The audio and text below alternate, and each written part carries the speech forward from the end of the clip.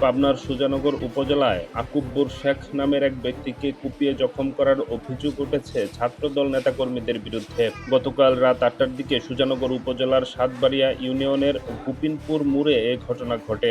আহত আকুব্বর শেখ মানিকহাট ইউনিয়নের রায়পুর মাছপাড়া গ্রামের মৃত গনি শেখের ছেলে।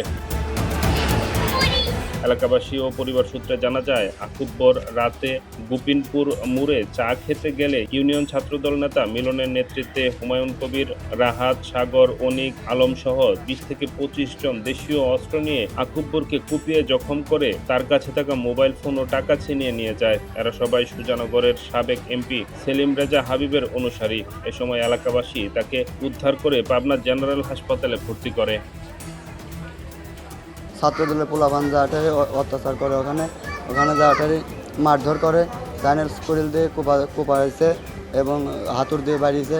৩০-৪০টি হুন্ডা, একজন হুন্ডা ৩জন করে পাইপ, রড, চাইনাল স্কুল দিয়ে প্রথম এসে আবার একজন কোপ দিল নাম করতে আবার বাড়ি গেলে হয়তো হেরান ভাই। বর্ণায় সেই ভালো মানুষ বাজারঘাটে যেতেই পারে, তার কারণের জন্য কি এভাবে অবৈধ মার দিতে পারবি? তার এখন মৃত্যুর সাথে পাঞ্জা লড়তে, সে এখন বাঁচবে কি না বাঁচবে জানি না।